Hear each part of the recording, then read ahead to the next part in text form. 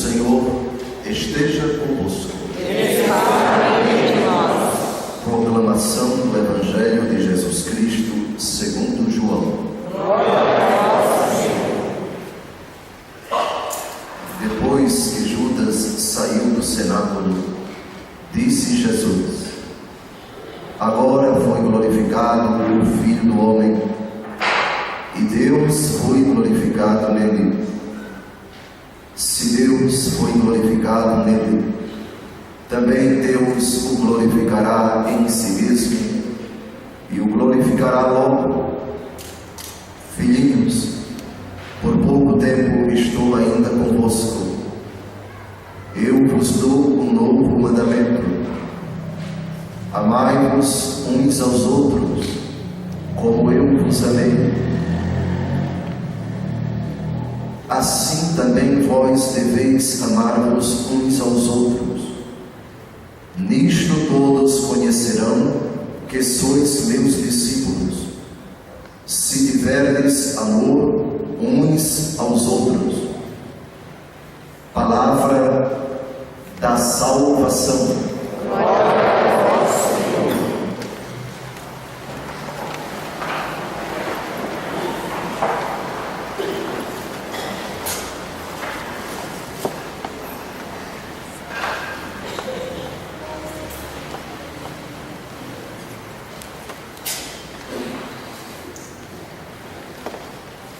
No domingo passado, a igreja na liturgia contemplou Jesus sob a bela imagem do bom pastor, que conhece suas ovelhas, que as chama pelo nome, e as suas ovelhas o seguem. O Evangelho de hoje tem uma relação com o tema do domingo passado, e é muito oportuna a relação porque estamos no tempo da Páscoa.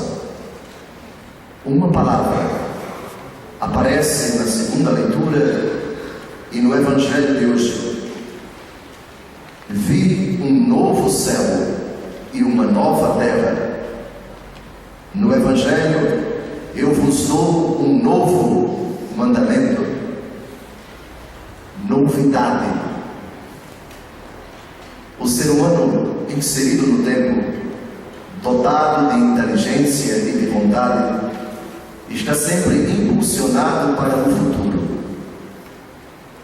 O passado já aconteceu e o presente é constituído de decisões pequenas e grandes do passado. Mas o presente se extingue a cada segundo e nos impele para o porvir. Existe um limite até onde a novidade é comum a cristãos e não cristãos: o tempo.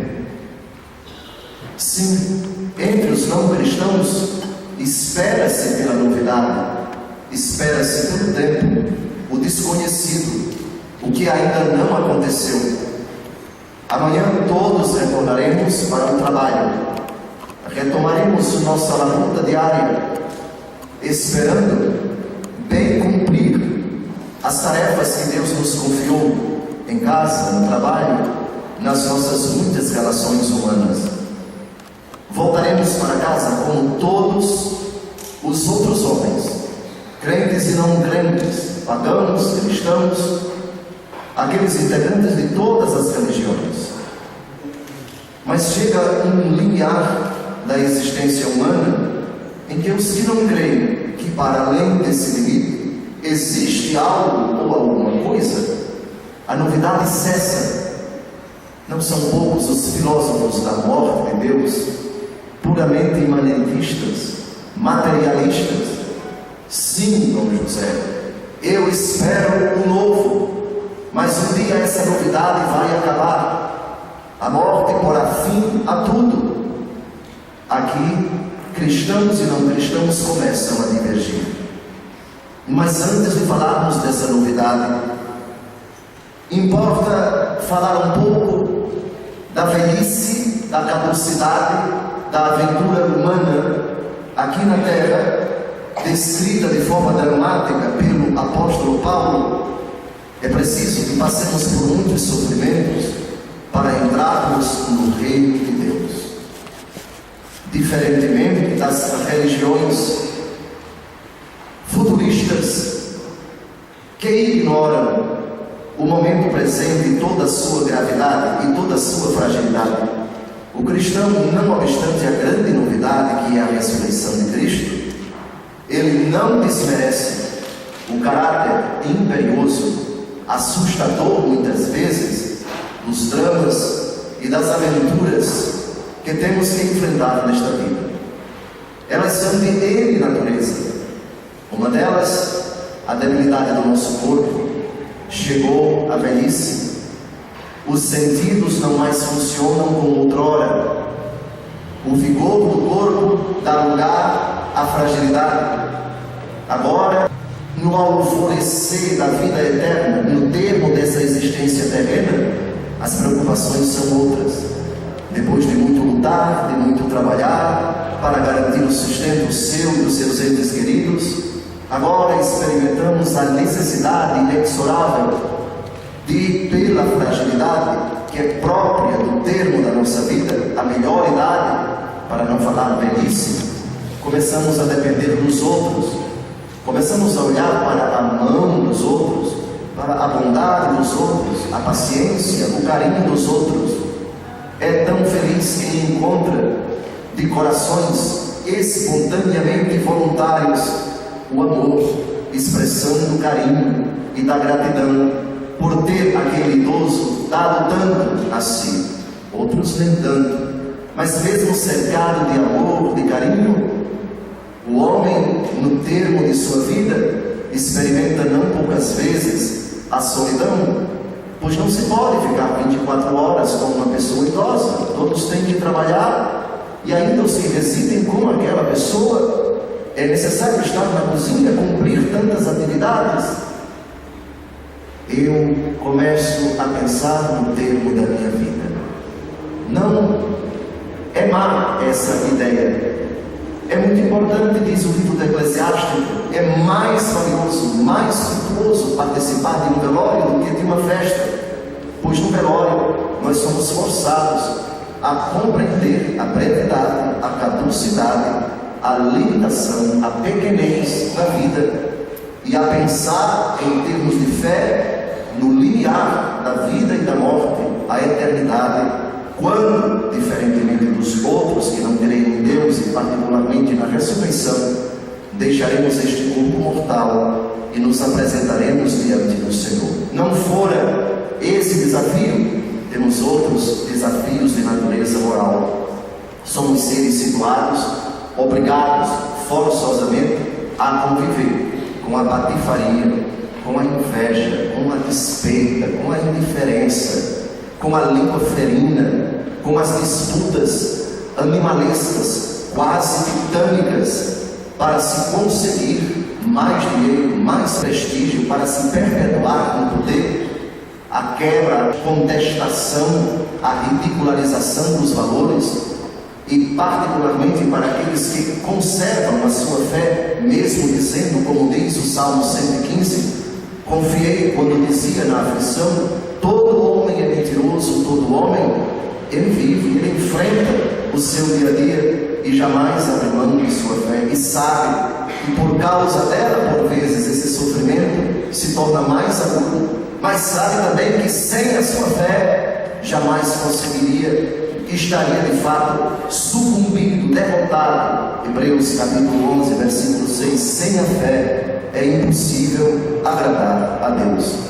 Queria, portanto, recordar-vos dos vossos muitos dramas, aquilo que provoca lágrimas, aquilo que faz com que o vosso sofrimento ainda tenha alguns capítulos e alguns até dramáticos.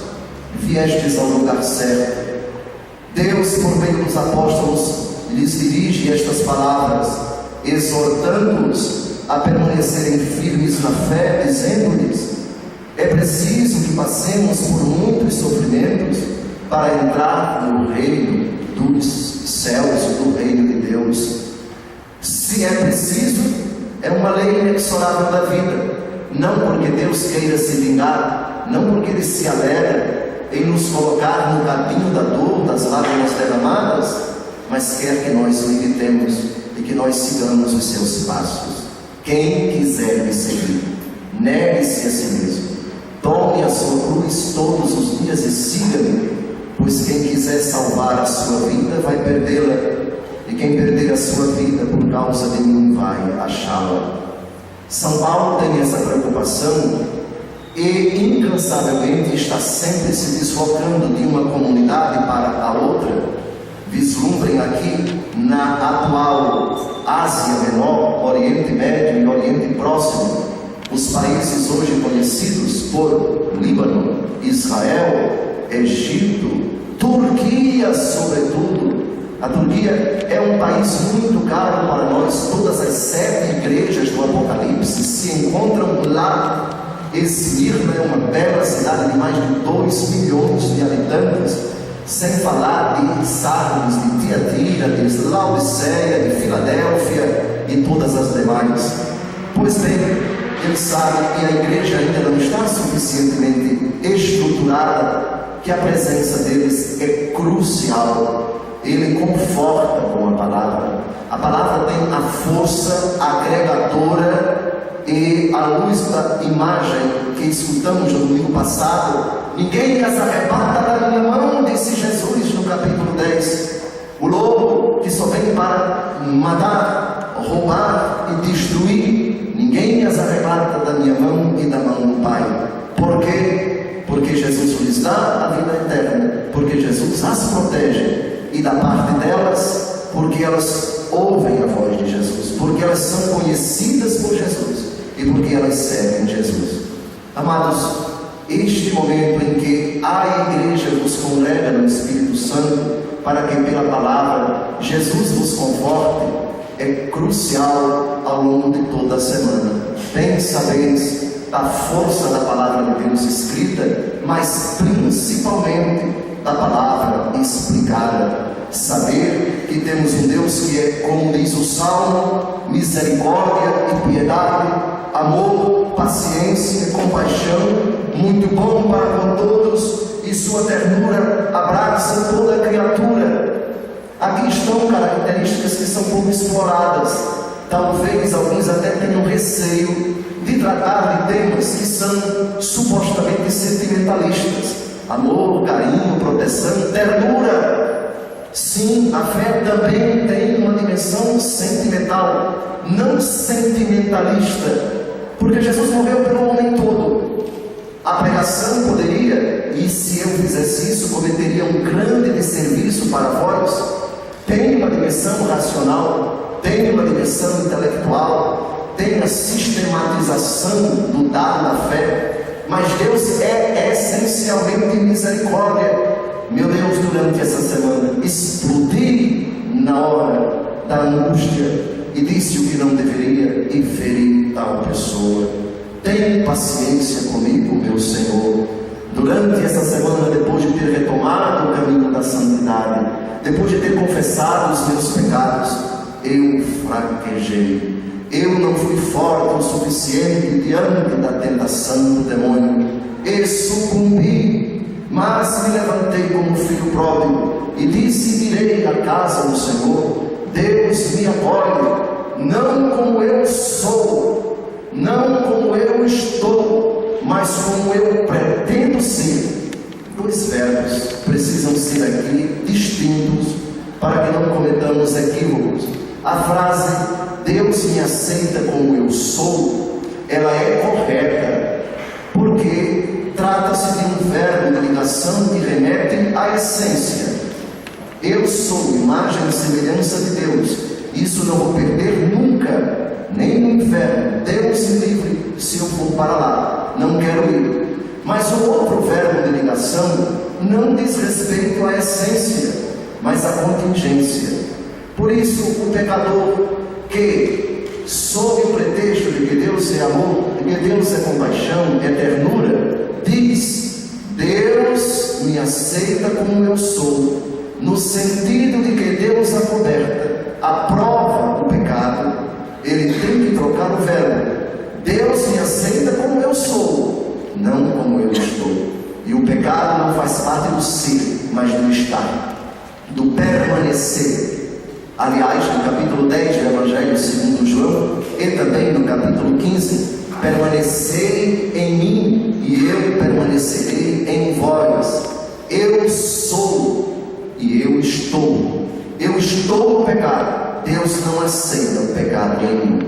Deus me aceita como eu sou. Mas quando o ser e o estar estão em conflito, Deus não pode absolutamente aprovar, legitimar o estar em condição de pecado. Por isso vos peço, é correto, é justo e devemos diariamente, constantemente promulgar no hino de confiança essas qualidades, essas características do nosso Deus: misericórdia, piedade, amor, paciência, compaixão, muito bom para com todos, e sua ternura abraça toda a criatura. Sim, Deus aceita o pecador no seu ser, mas o pecado não faz parte do ser. O pecado criou uma crosta, o pecado colocou algo artificial que pode abafar, que pode amordaçar, que pode levar à escravidão a graça de Deus em nós. Repeti todos os dias: Deus, enche de ternura o meu coração. Deus afaga as minhas aflições. Mais um nó na garganta, mais uma vontade de chorar. Sou tentado também até a abdicar de tudo, a deixar tudo, a desanimar, a dizer: o pecado foi maior do que eu, os dramas são maiores do que a tua misericórdia.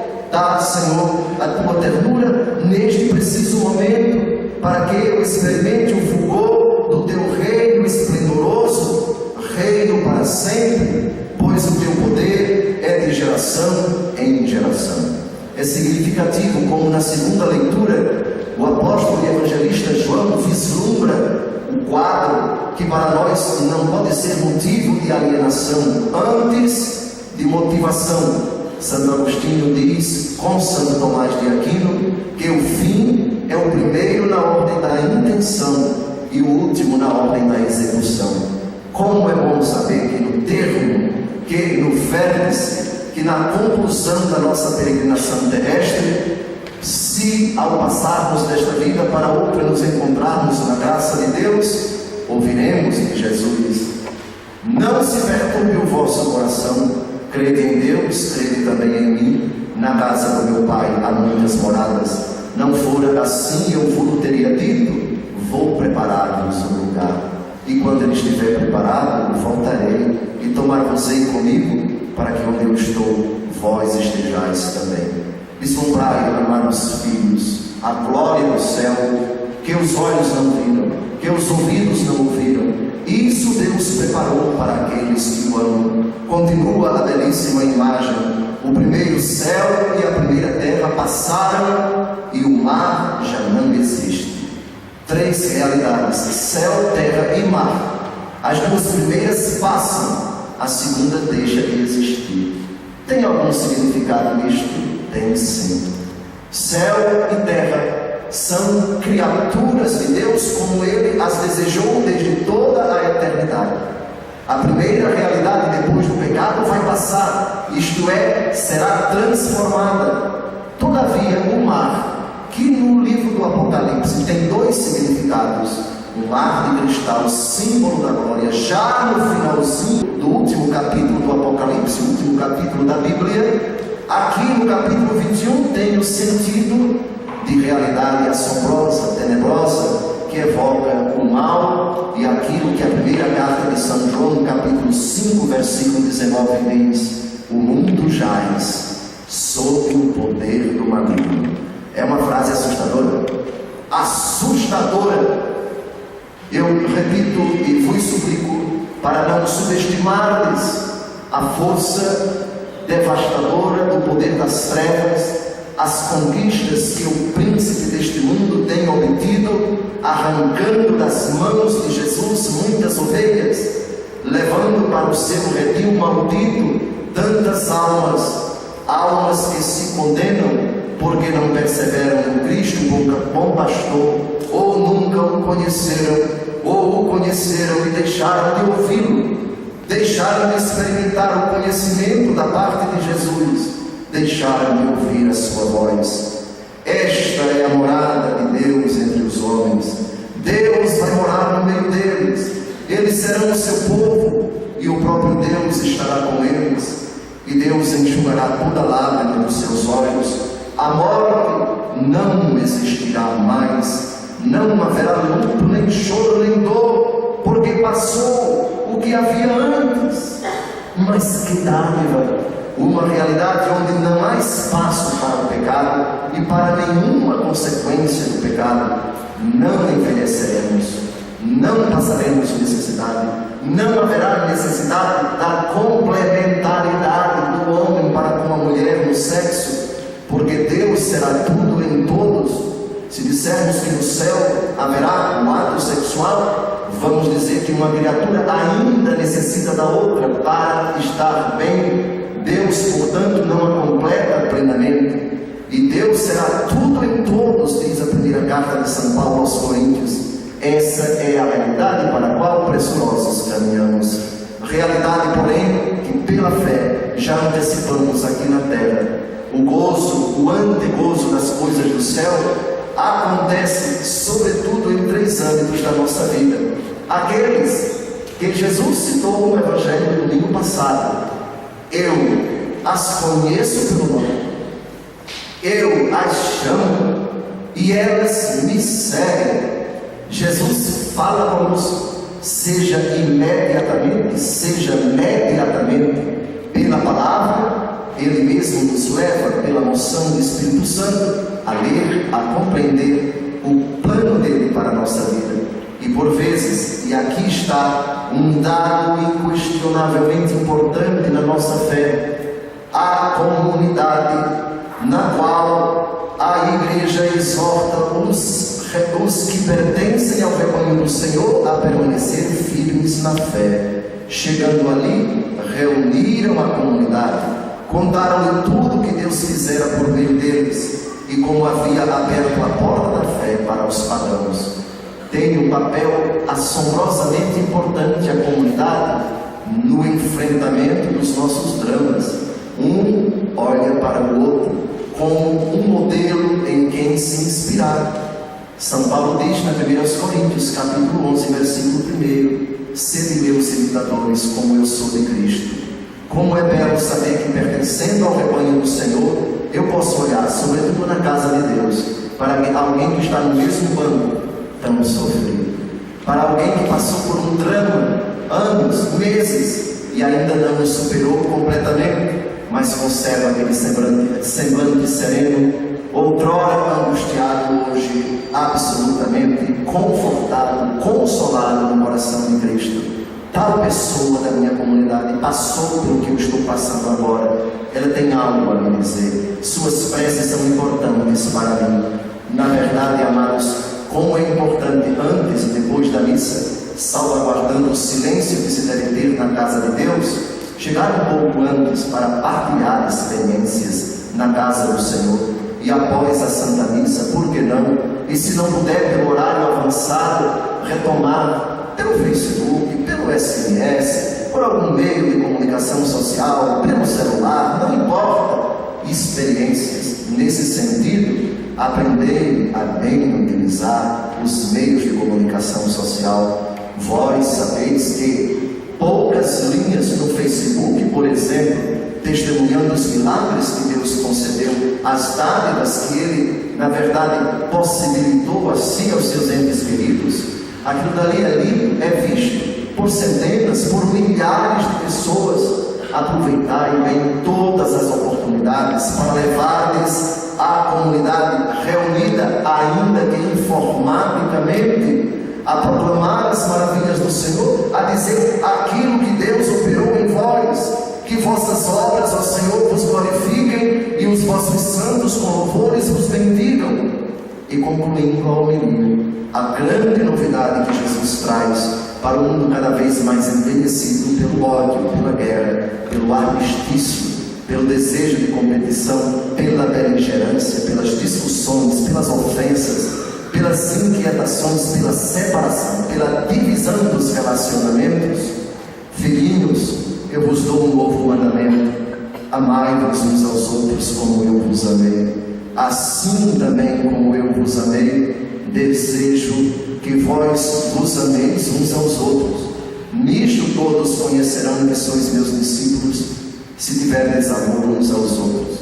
Refrigerar com a novidade do amor, aprendendo de Jesus: amai-vos uns aos outros como eu vos amei. Dom José, esse mandamento não tinha no Antigo Testamento? Tinha, e é bonito. Levítico capítulo 19, versículo 18: amarás o teu próximo como a ti mesmo. Mas não é a mesma coisa, Dom José? Não, não é. Há muita diferença entre o mandamento do amor no Antigo Testamento e o mandamento do amor no Novo. No Antigo Testamento, amarás o teu próximo como a ti. O critério é você. Eu devo amar o próximo como eu me amo. O problema é que com o pecado, esse mandamento pode desandar, seja para a deficiência, seja para o exagero. Sim, deficiência. Tem pessoas que não se amam, tem pessoas que não se valorizam, tem pessoas que não cuidam da sua saúde, tem pessoas que fazem questão de se estragar, de se brutalizar, pessoas que não primam pelo asseio, pela boa alimentação, pessoas que tão jovens e já revelam o desleixo para consigo. Evidentemente que esse mandamento do Antigo Testamento, amarás o teu próximo como a ti mesmo, se aplicado, vai causar sérios problemas. Se essa pessoa não tem a justa medida do amor por si, ela também vai tratar os outros com desleixo. Por isso, geralmente, uma mãe desleixada, ela tem uma cozinha desleixada, ela tem uma sala muito mal cuidada. E o pior, os seus filhos são asseados por si, não são cuidados. É cego guiando cego. Por isso o Antigo Testamento tem esse mandamento bonito, mas belo para a época, já é um avanço em comparação com a lei do talião, dente por dente, olho por olho. Isso no livro do Êxodo. No livro do Levítico já temos um avanço: amarás o teu próximo como a ti mesmo. Porém, vamos agora tratar do outro extremo: aquela pessoa que se ama demais, que se valoriza demais, que se endeusa. Ela tem o complexo do endeusamento, narciso. Ela odeia tudo aquilo que não é espelho. Se ela pudesse, ela dizia todos os dias: eu me amo, e se beijava em todas as partes do corpo. Veja como eu sou lindo, como eu sou maravilhoso.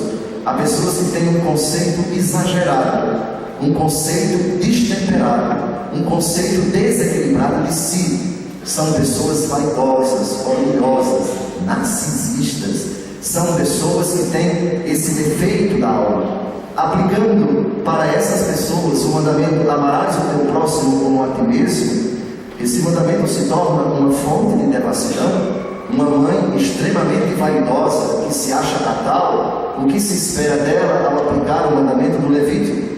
Ela vai criar os seus filhos como se fossem os melhores do Distrito Federal, os mais inteligentes, os bons, os riquinhos, os filhinhos de papai, que não têm defeitos. Só os filhos dos outros é que têm defeitos. Filhos que são endeusados, colocados todos os dias em pedestais, sob forma de muito dinheiro, de muito carro, muito cartão de crédito, de muitos paparicos, de muito tempo. Por isso esse mandamento: amarás o teu próximo como a ti mesmo, que valeu até Jesus, agora dá lugar a uma novidade. Com esse novo mandamento, ninguém na face da terra está autorizado a amar demais ou amar de menos, o que na verdade significa caricatura do amor por deficiência ou por excesso. Amai-vos uns aos outros como eu vos amei. Agora o critério não somos nós, é Jesus. Agora o critério é a pessoa do Senhor. Tendo amado os seus que estavam no mundo, amou-os até o fim.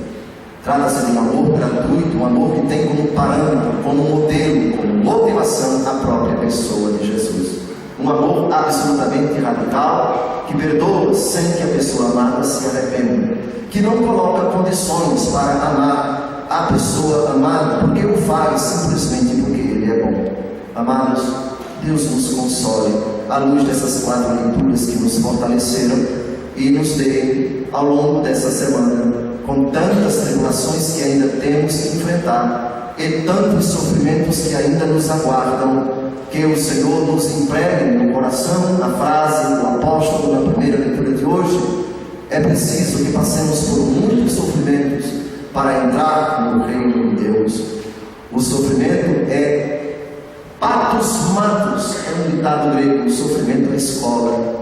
No sofrimento, na verdade, se revelam os corações, se revela o crente consolado ou o destemperado, desesperado, ou aquele que, olhando para Deus, blasfema, tem uma relação completamente conturbada com o Senhor, culpa o Criador, o Salvador, o Santificador de todas as suas lamúrias. Diferentemente do cristão, do crente, ele olha para o Senhor e diz: tu antes que eu, tu mais que eu, experimentaste todos os sofrimentos, te fizeste servo, morreste na cruz por mim, para me dar a tua graça, que é o teu Espírito, e para me dar também o teu exemplo, Jesus.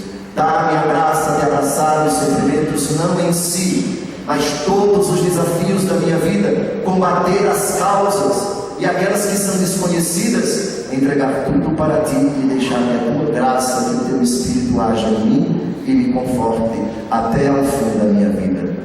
Louvado seja nosso Senhor Jesus Cristo. Assim seja.